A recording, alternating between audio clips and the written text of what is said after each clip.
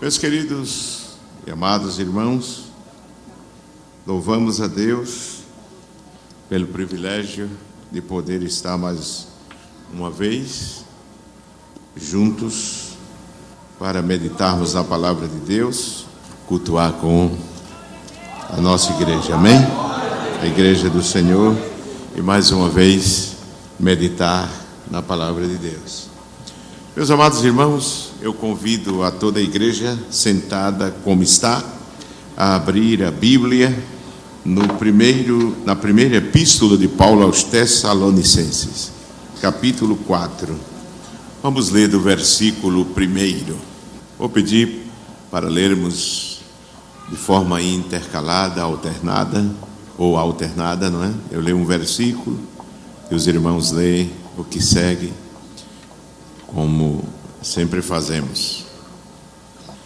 Leitura tem como título ou epígrafe: exortação à santidade, ao amor fraternal e ao trabalho. Diz assim: finalmente, irmãos, vos rogamos e exortamos no Senhor Jesus que, assim como recebestes de nós, de que maneira convém andar e agradar a Deus, assim andai, para que continueis a progredir cada vez mais.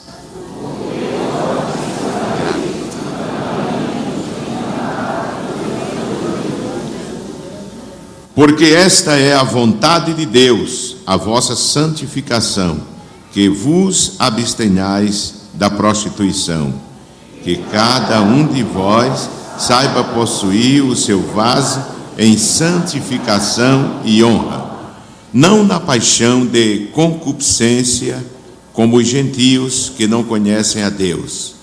Ninguém oprima ou engane a seu irmão em negócio algum, porque o Senhor é vingador de todas estas coisas, como também antes vô-lo dissemos e testificamos. Leamos juntos o versículo 7. Porque não nos chamou Deus para a imundícia, mas para a santificação. Ele diz amém?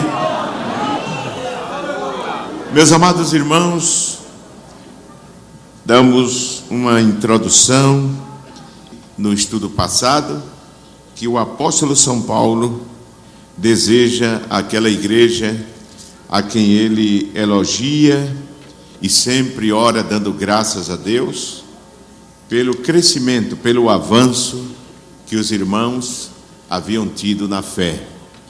Parece que Tessalônica era uma cidade que se destacava pela sua idolatria.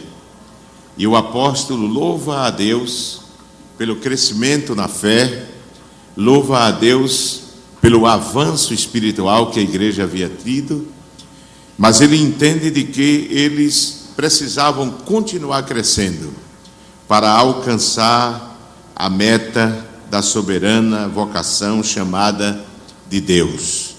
E o apóstolo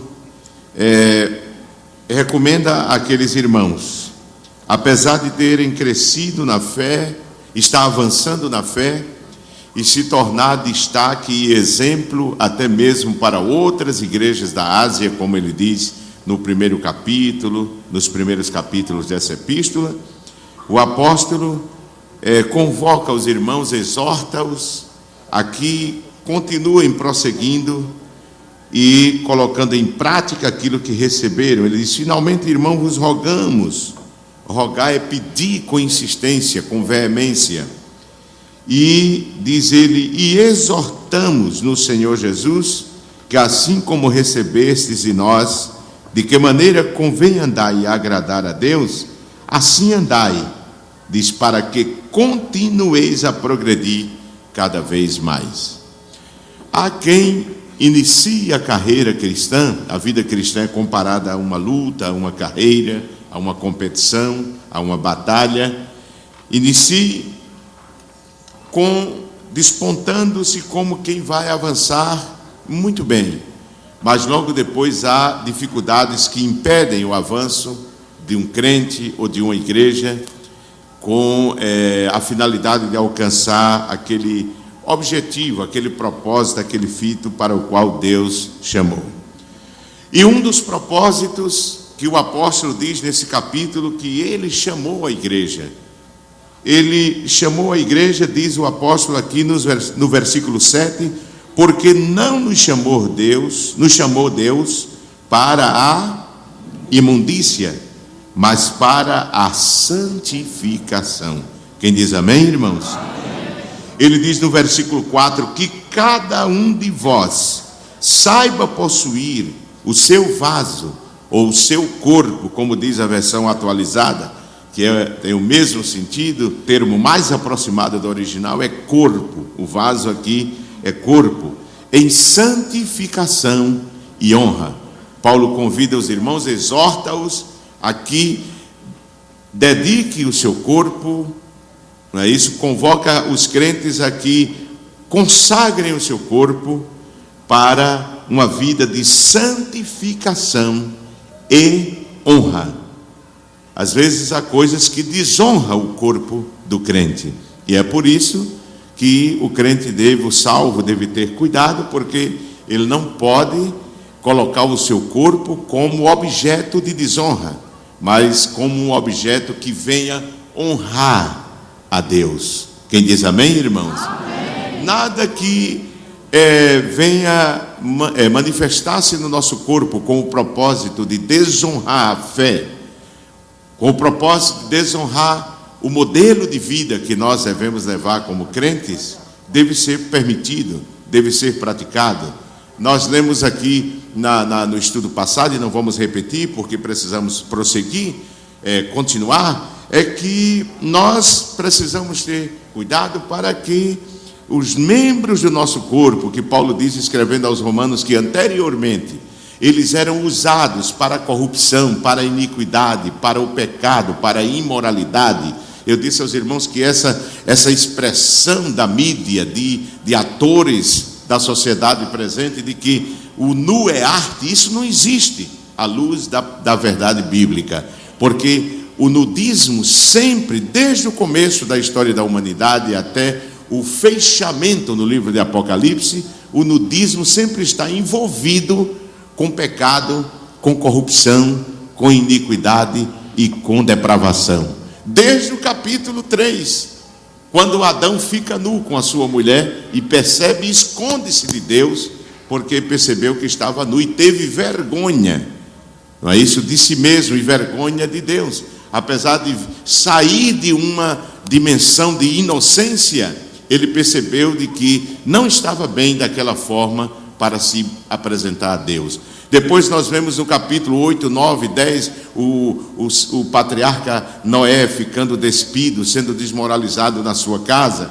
Depois vamos ver aquela mulher que faz com que aquele homem Davi, que não estava vigiando, cair, mas ela também não vigiou. E assim a gente vem, até no ministério de Cristo, nós vemos homens que viviam envolvidos, envoltos em lençóis, e quando os demônios puxaram o lençol, eles correram nu.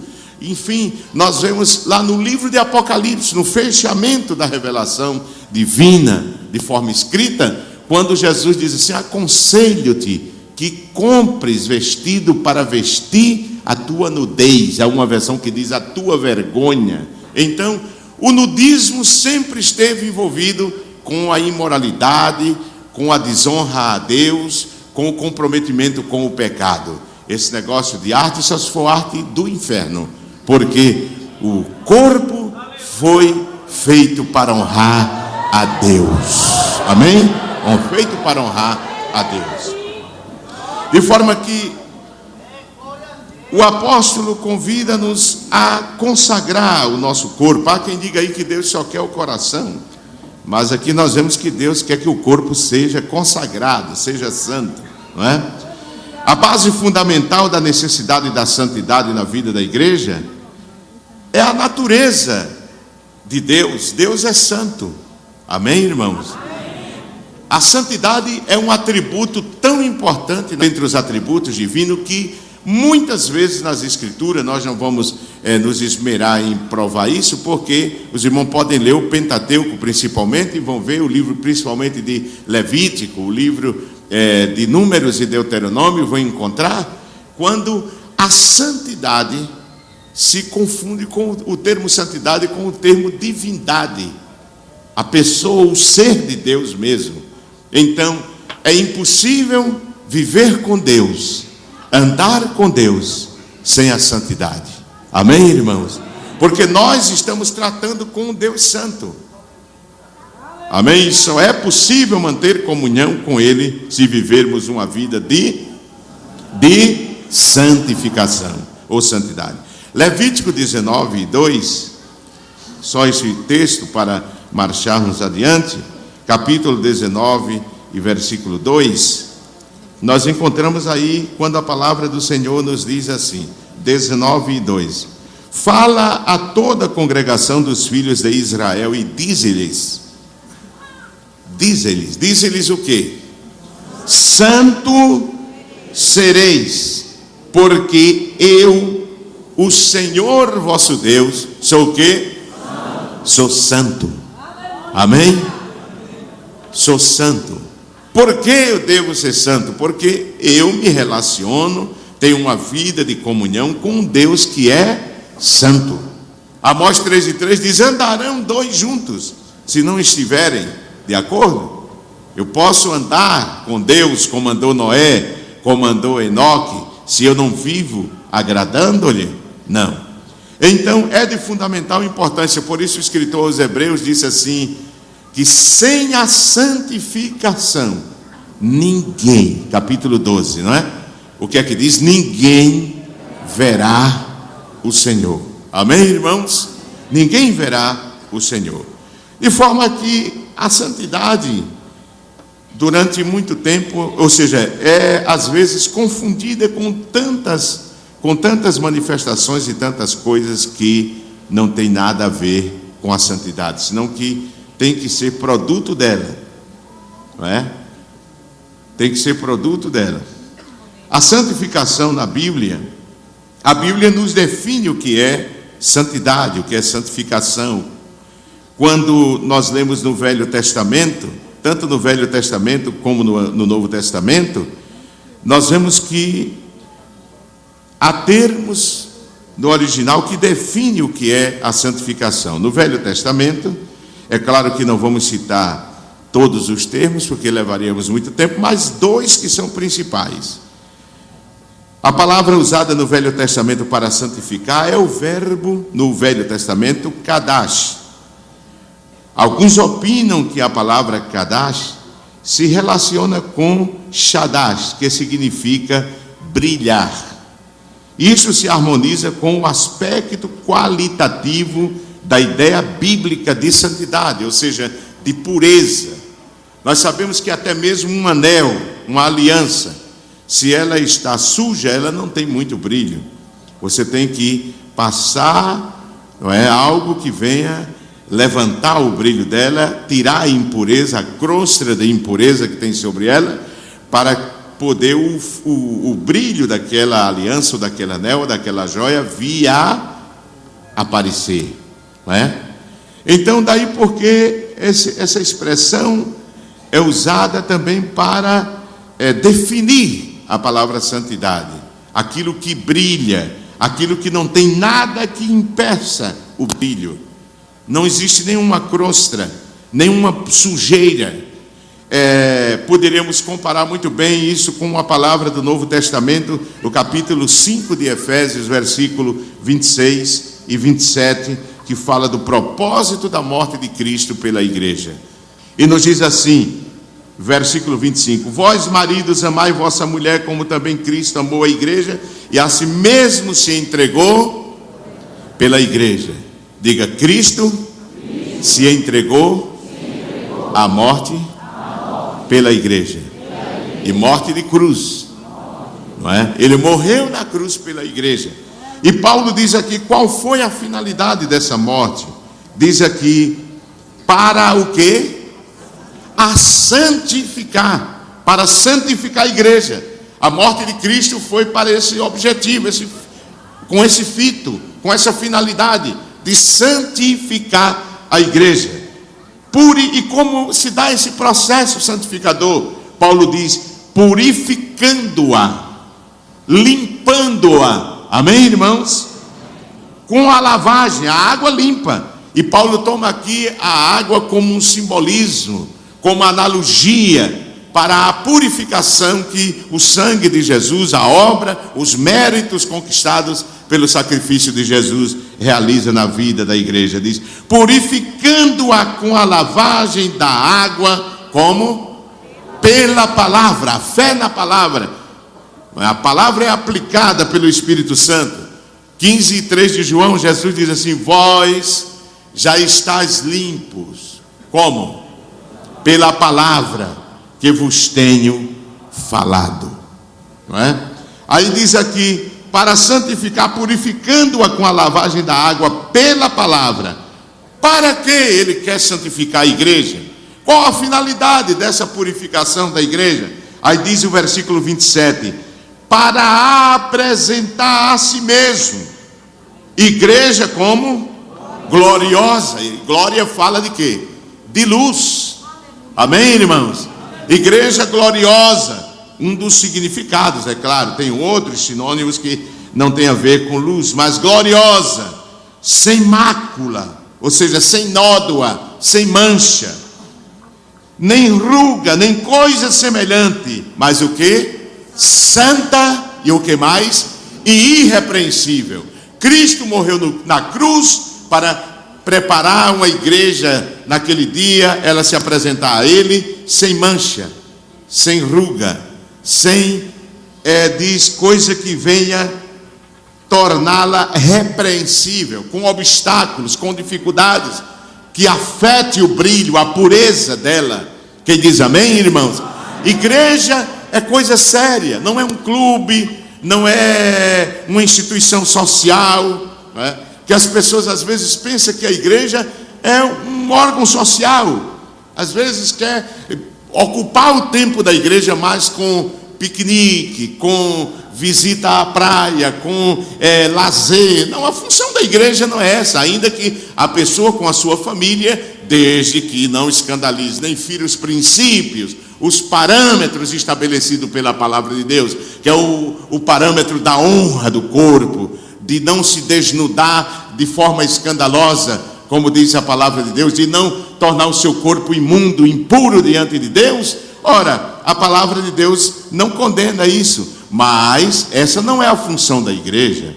A função da igreja é trazer a santidade, é proclamar o evangelho de Cristo, como nós ouvimos nesta noite aqui, não é? Na leitura, a sabedoria divina, não é? É trazer a sabedoria de Deus, a revelação de Deus ao mundo. A igreja não foi criada como agência de turismo. A igreja foi criada para manifestar o reino de Deus aqui neste mundo. Quem concorda comigo, diga amém. Amém. Então, o apóstolo diz que ela foi preparada para apresentar-se diante do Senhor. E essa palavra Kadash coaduna muito com esse termo, que é brilhar. Isso se harmoniza com o aspecto, eu disse, qualitativo da ideia bíblica de santidade, ou seja, de pureza, ausência de impureza, de imundícia. Quem diz amém, irmãos? Amém. Um outro termo tem a ver, meus amados irmãos, com grande grau de probabilidade, derivam da palavra da raiz cade, que significa cortar. Esta dá a ideia original de separação, não é? Falamos de um termo usado no Antigo Testamento que significa livre de impedimentos, para que o brilho não se ofusque, mas que esteja totalmente livre de todo impedimento que venha impedir o brilho, que é um símbolo da santidade. Que significa brilhar, significa estar em harmonia, estar em pureza. E agora, a raiz cade, que significa cortar. Esta dá a ideia original de separação. É quando Paulo cita a expressão do Pentateuco, que diz: sai do meio dela, povo meu, e vós sereis o quê? O meu povo, e eu serei o vosso Deus, não é? É preciso que entenda de que quando fala de sair, é sair do espírito de corrupção que o mundo vive.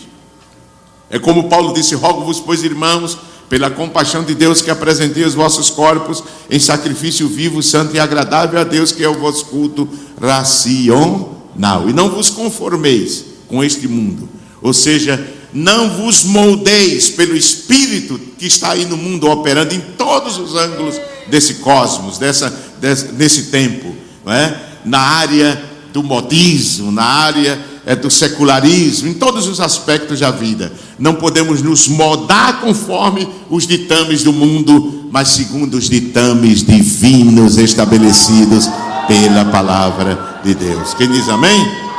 De forma, meus amados irmãos, que a palavra do Senhor, ela é muito clara. Nós encontramos também no Novo Testamento a expressão, meus amados irmãos, dois termos que pode definir, não é isso que nós vemos aqui no Antigo Testamento. A igreja, meus amados irmãos, ora, tudo foi criado, instituído com uma finalidade, não é? Se a gente diz assim, o Sindicato dos Trabalhadores da Cana-de-Açúcar, ora, já se sabe que é uma instituição criada com o fito de defender as causas dos trabalhadores de cana-de-açúcar. Se eu digo assim, fundaram um partido político, é claro, tratar de assunto da política secular. Se eu falo de uma instituição qualquer, ela tem uma finalidade. E a igreja, ela tem uma finalidade. Ela tem uma finalidade própria dela. Quando o apóstolo escreve aqui aos Tessalonicenses, ele é muito claro, irmãos. Ele é muito claro. Veja que não precisa ser teólogo para entender essa palavra. Diz aqui no versículo 7, diz assim: por que não nos chamou Deus para imundícia, mas para a santificação? Versículo 3 diz assim: porque esta é o que? A vontade de Deus. Eu estou dizendo à igreja, Paulo diz. A vossa Tessalonicenses, a vontade de Deus para vocês é que vocês sejam santos. Amém, irmãos? Igreja do Senhor aqui reunida nesta noite, a vontade de Deus para nós é a nossa santificação. Quem diz amém? Viver uma vida de santidade. É claro que isso involucra uma série de coisas. Não é só viver separado do mundo, viver separado do pecado, não é isso? Mas principalmente isto. A igreja foi desenhada, foi pensada por Deus com este propósito. Tudo que se cria neste mundo se cria com um propósito. Como o homem, Deus, quando fez o homem para o homem adorá-lo, servi-lo, glorificá-lo. Quando Deus fez a mulher, além de criar com essa finalidade de glorificar, porque no plano espiritual a mulher é igual ao homem, mostra a Bíblia, não é isso? Ela não é inferior, ela é igual, é um ser que adora, que cultua a Deus, não é? Então, a mulher foi criada com uma finalidade. Ainda que a sociedade humanista, materialista, secularista, não é? Ela, pós-moderna, ela mude a finalidade da mulher na sociedade, e isso está trazendo grandes prejuízos. O homem não quer reconhecer, mas lá no fundo do coração ele sabe que isso tem trazido prejuízo para a sociedade. E a igreja, ela foi instituída com a finalidade também. A igreja, desde a sua natureza, irmãos, não é que ela foi criada só para a santidade, é que ela foi criada em santidade. Quando a igreja foi formada, foi dada a ela, como corpo de Cristo, uma natureza. E a natureza que foi dada a ela é a natureza divina, que não aceita o pecado, não tolera o pecado. Alguém da igreja pode viver em pecado dentro da igreja, mas a igreja não suporta o pecado. Por quê? Porque a igreja é de Deus, do Deus que não suporta. Está escrito que ele rejeita o pecado. Ele rejeita a iniquidade, ele não tolera, ele ama o pecador, mas ele aborrece o pecado, né? Aborrece o pecado. E nós vemos que a Bíblia, ela nos mostra que a igreja foi criada com essa natureza, com esse propósito, não é? A igreja, o crente, ele quando aceita o evangelho, ele não é reformado, ele é recriado, ele foi criado de novo, ele foi feito uma nova criatura, gerado em Cristo, com a nova natureza, a natureza divina. Paulo exorta aqui, que não vamos ler aos Tessalonicenses, a progredirem, a crescer em santidade. No capítulo 1 da primeira epístola de Pedro, desde o versículo 5, primeira epístola de Pedro, capítulo 1, versículo 5, vamos ler? Que mediante a fé estáis guardados na virtude de Deus para a salvação, já prestes para se revelar no último tempo. Dizem que vós grandemente vos alegrais, ainda que agora importa, sendo necessário que estejais por um pouco contristados com várias tentações. Porque a prova da vossa fé, muito mais preciosa do que o ouro, que perece e é provada pelo fogo, se enche em louvor e honra e glória na revelação de Jesus Cristo, ao qual não havendo visto a mais, no qual não vendo agora, mas crendo vos alegrais com gozo inefável e glorioso, alcançando o fim da vossa fé. Qual é o fim da nossa fé? A salvação da alma. Amém, irmãos? Então Paulo fala de que devemos crescer, avançar. Por isso o sábio Salomão disse: o caminho, a vereda do justo é como a luz da aurora, que vai brilhando, até que seja o quê? Dia completo, dia perfeito, dia completo. Amém?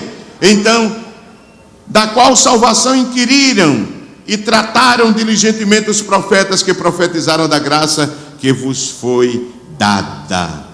Meus amados, a natureza da igreja deve ser e é santa, pois foi Deus, o Deus santo, que criou a igreja. Quem diz amém? Amém. Veja aí no capítulo 2, versículo 5, 2 e 5. Veja como foi criada a igreja. 2 e 5. O 2 e 4 diz: e chegando-vos para ele a pedra viva, reprovada na verdade pelos homens, mas para com Deus eleita e preciosa, vós também, como pedras vivas, sois edificados, sois construídos, o quê? Casa espiritual, templo divino, templo do Senhor. Amém, irmãos? E sacerdócio santo, fala de serviço a Deus, não é? Uma casa espiritual significa que a casa foi construída e separada para uma finalidade, fala de santidade aí. Depois vem o termo sacerdócio, que fala de serviço, separado de, para ser consagrado a. Assim define Maipelman no seu Conhecendo a Doutrina da Bíblia, a santificação, a santidade, ou santificação, digo. Sacerdócio santo, para oferecer de sacrifícios, o quê? Espirituais, agradáveis a Deus por Jesus Cristo. A igreja foi chamada para oferecer sacrifício espiritual. Quem diz amém, irmão? Amém. É por isso que a gente não aceita muito, irmãos. Nós, a igreja, não aceitamos muito esse negócio do oba-oba, da dança, da palma, do pulo, Não, irmão, porque é sacrifício espiritual. O culto do crente é um culto espiritual. Não é a carne que faz o culto do crente ser bonito, não, Senhor, mas é um espírito quebrantado.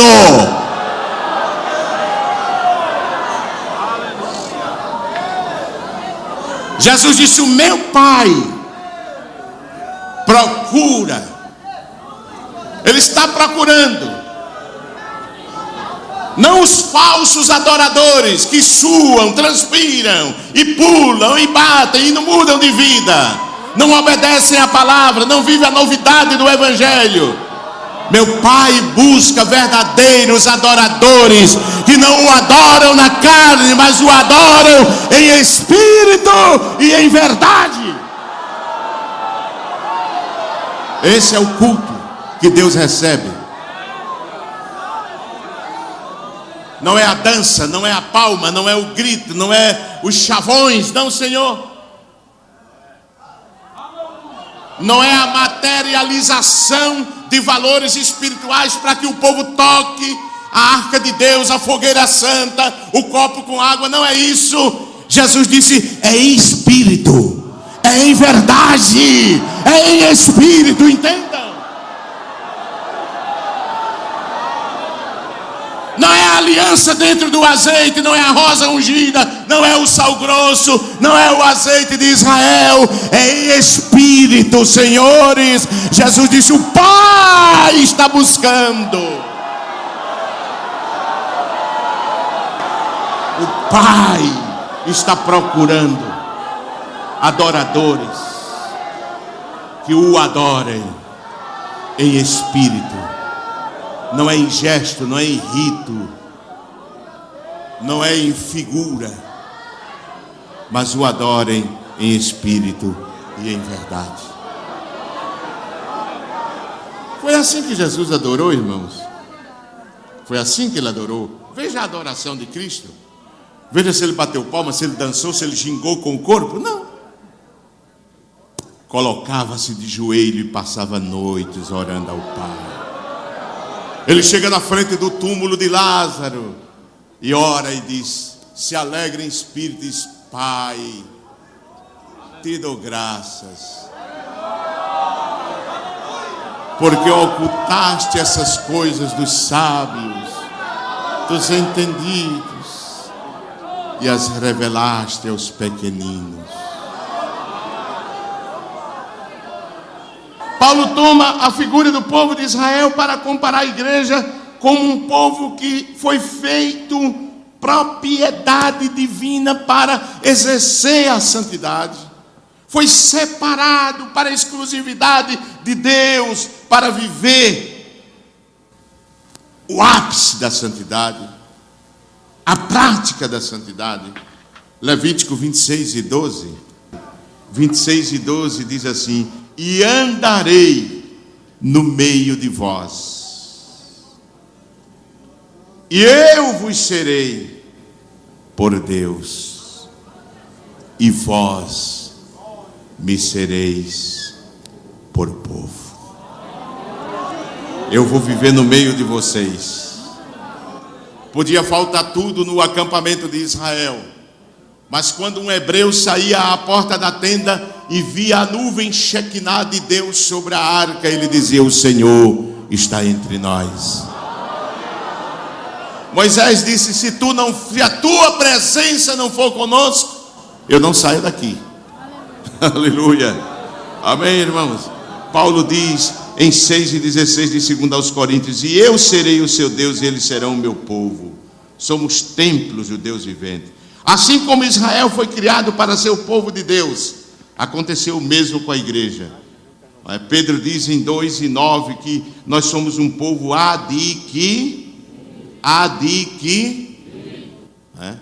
Deus fez a aquisição de nós, nos adquiriu para Ele. Amém? Israel foi chamado como filho de Deus. Em Oséias 1:10 está escrito. Em Deuteronômio 10:15 diz que Israel foi escolhido por Deus entre todos os povos para ser o seu povo. Tito 2:14 diz: ao qual se deu a si mesmo por nós, a igreja, para nos remir de toda iniquidade e purificar para si, para Ele, um povo que fosse seu, especial, zeloso de boas obras. Veja aí, Tito 2:14 diz isso. Então, nós observamos que a natureza da igreja, ela é uma natureza santa. Ela não aceita a sujeira, o pecado. E é por isso que a igreja corrige aqueles que erram. Já ouvi alguém dizer que é falta de amor. Não é. é o senso de santidade e de pureza. Até o nosso corpo foram criados com elementos que expelem, não é? A sujeira, o mal, quando quer penetrar pelos poros. Quanto mais o corpo de Cristo, que é a igreja. A igreja verdadeira, ela tem ojeriza ao pecado. Ela não aceita.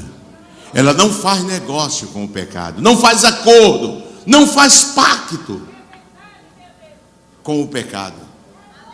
Amém, irmãos? Não existe. Não, Senhor. Ou é ou não é. Ou é de Cristo ou de Belial.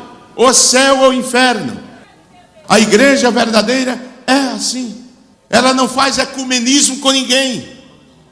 Porque ela entende de que devemos servir somente ao Senhor.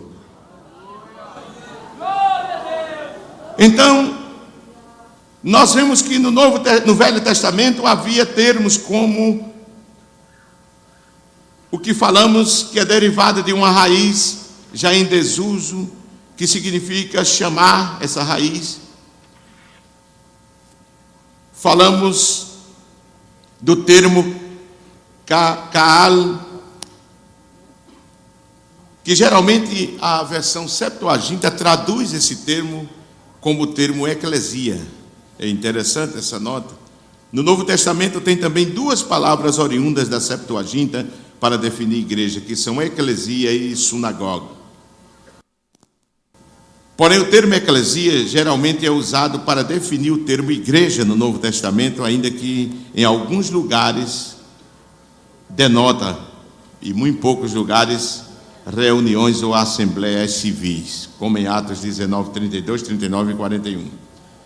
Então, eclesia, a preposição ek, em eclesia, se interpreta com frequência como significando ser tirado de entre a massa do povo. E para indicar em relação ao uso de eclesia, que a igreja se compõe dos elegidos, convocados de entre o mundo ou a humanidade. Como consequência, que nos refiramos aos termos hebraicos, kahal, que é as palavras gregas sinagoga ou eclesia, o significado essencial continua sendo o mesmo. A igreja consiste daqueles que foram chamados para fora da corrupção do mundo, do pecado, os quais, mediante a obra de Cristo na sua redenção, foram reunidos como uma comunidade de fé que compartilham das bênçãos e a responsabilidade de servir ao Senhor. Quem diz amém por isso, irmãos? A igreja é verdadeiramente um povo que Deus chamou para fora do mundo espiritual. Veja aí João 15, versículo 19. João capítulo 15 e versículo 19. Diz assim: se vós, como é que diz? Se vós fosseis de quê? Do mundo. Ora, não estamos no mundo, mas aqui a linguagem, vocês sabem, é o mundo espiritual corrompido, não é? O mundo, o que era que faria? Amaria o que era seu. Aí, irmão, não estranhe, porque você não sai com os colegas para tomar cachaça, para fumar maconha, para cheirar cocaína, para prostituir-se, para praticar promiscuidade. Você não participa de grupos de desonestos, né? Alguém lhe exclua do seu grupo. Alguém lhe deixe de lado. Não tenha medo de ser rejeitado na faculdade, na rua, na empresa, onde você trabalha. Não tenha medo, porque isso está aqui. Se vocês fossem do mundo, Jesus disse, é Jesus que está dizendo, o mundo amaria vocês.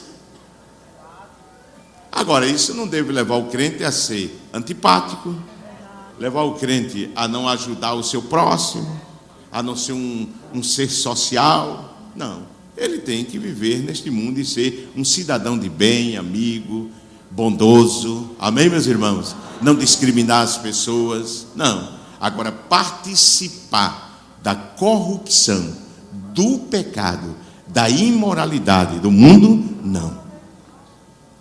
Eu sou seu amigo, agora não amigo dos seus pecados, das suas mazelas. Não, Senhor, porque eu sou salvo em Jesus Cristo.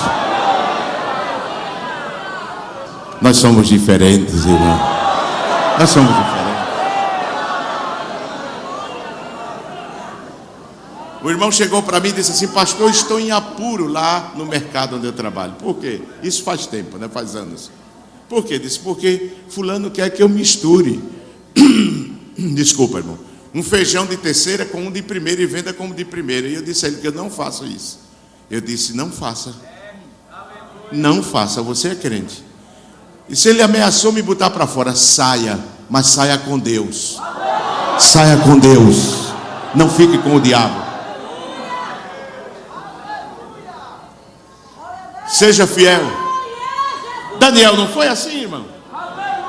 O mordomo chegou para ele e disse assim: olha, se eu testar vocês vão aparecer mais amarelo aí, mais debiluchos. E o rei, Daniel disse: experimenta. Meu irmão, Deus te manda dizer nesta noite: experimenta ser fiel. Experimenta. Experimenta ser fiel. Meu irmão, minha irmã, experimente ser fiel. E veja se Deus vai falhar com você. Cedo ou mais tarde, Ele vai dizer e vai mostrar que valeu a pena. Valeu a pena. Faça como os amigos de Daniel. Diz: olha, se o Deus a quem nós servimos nos quer livrar, Ele é poderoso. E nós cremos que Ele pode nos livrar. Agora, se Ele, rei, não nos quiser livrar,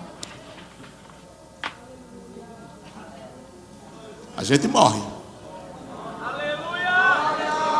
A gente morre, rei, mas a gente não negocia o que temos. A gente é fiel. Deus conta com gente assim, irmãos, que custe o que custar, tem que ser fiel.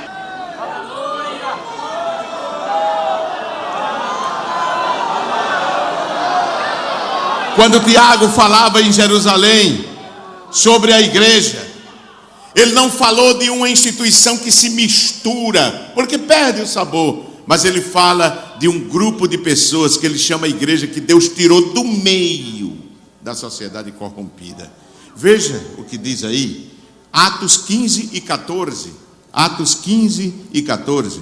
Veja o discurso do pastor de Jerusalém, o sermão, o que ele diz. Diz aqui, registrando o que ele tinha visto no depoimento de Pedro. Versículo 13 diz: e havendo-se eles calado, tomou Tiago o quê? A palavra, dizendo: varões, irmãos, ouvi-me. Simão relatou como, primeiramente, Deus visitou a quem?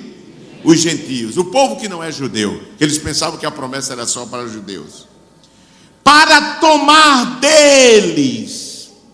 Tomar de quem? Dos gentios, tirar do meio desse povo do mundo corrompido. Um povo, não é 2, nem 3, nem 4, nem povos não, irmão. Tiago diz: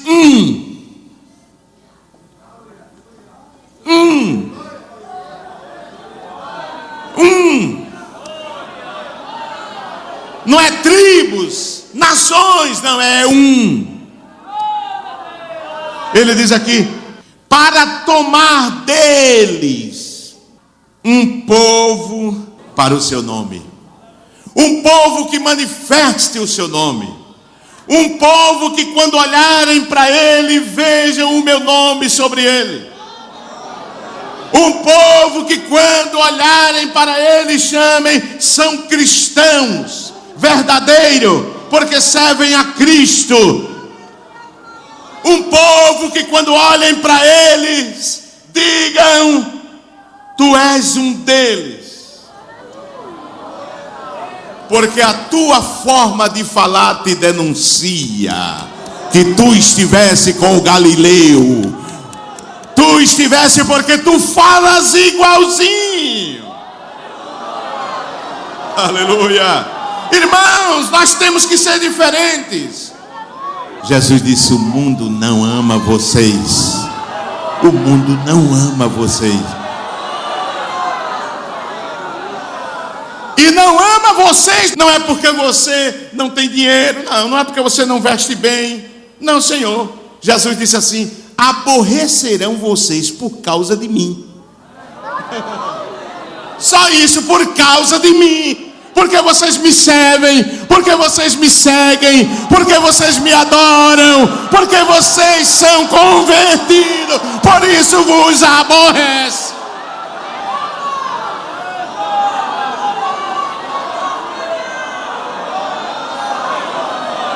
O apóstolo diz que pelo poder da salvação Deus os salvou desta geração perversa. Tem uma geração perversa, tem um povo perverso, diz o apóstolo. Veja aí, Atos 2:40. Diz: e com muitas outras palavras isto testificava e os exortava, dizendo o quê? Salvai-vos, escapai, fugi desta geração perversa.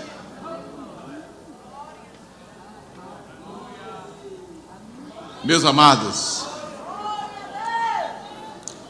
Ele nos ajudou a escapar da corrupção do mundo. Veja, segunda epístola de Pedro, capítulo 2 e o versículo 20.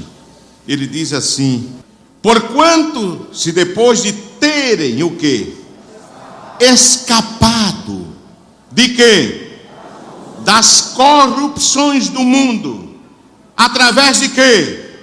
Pelo conhecimento do Senhor, não só Senhor, e Salvador, porque ninguém pode ter Ele como Senhor se primeiro não o tem como Salvador.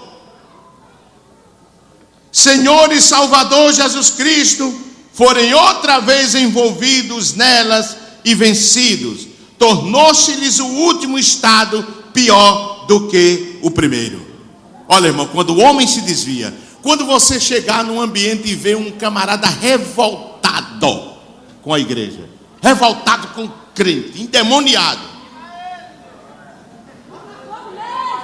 pode pesquisar que é um desviado a maioria. A maioria. Me ouviu bem?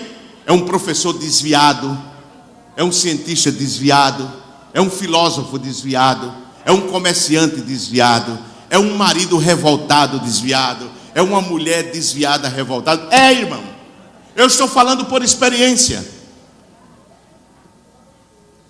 Porque ele não pode ser melhor do que era. Porque a Bíblia diz que não. Que quando ele deixa o Senhor, disse que Deus sai dele. O diabo vem novamente, encontra tudo limpinho. Aí vai buscar mais 7. E entra nele. E o estado dele, os prosteiros dias são piores do que os primeiros. É o que está escrito e foi Jesus quem disse. Ninguém pode desfazer o que Jesus disse. E 2:20 de Pedro aqui, se fosse eu que dissesse isso, alguém ficava misericórdia.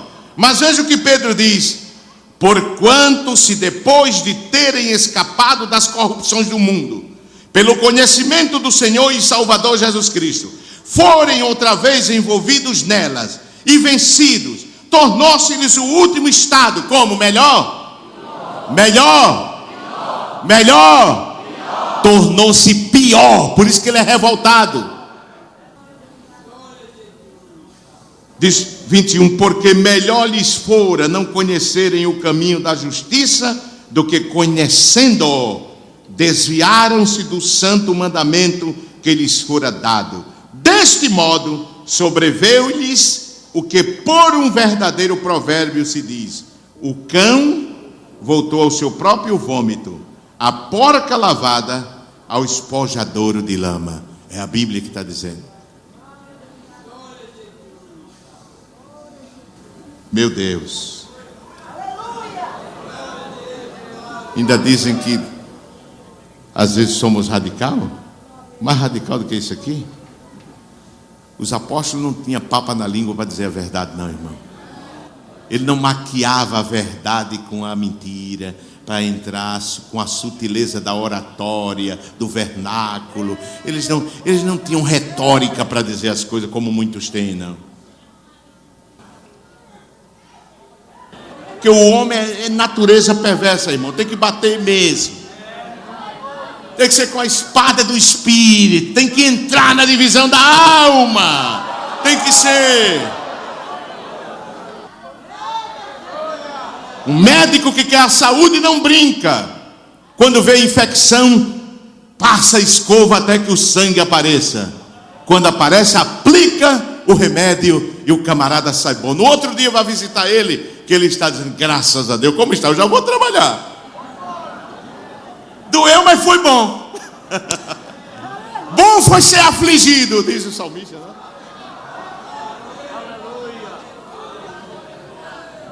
Quando Deus disse, eu serei o seu Deus e eles serão o meu povo, impôs como condição que se apartassem da corrupção do mundo, não tocassem nada imundo. Não foi assim, irmão? 2 Coríntios 6, 14 em diante, a Bíblia diz que ele escolheu a igreja para seu tesouro pessoal. Salmo 135, versículo 4, leia. Salmo 135, versículo 4. Porque o Senhor escolheu para si a Jacó e a Israel para seu tesouro peculiar. Ele escolhe o seu povo para o seu tesouro peculiar. De forma que, meus irmãos, já passamos da hora um pouquinho, nós vamos concluir, mas se Deus permitir, não é isso? No próximo estaremos falando mais alguma coisa em nome de Jesus. Amém, irmão? Amém.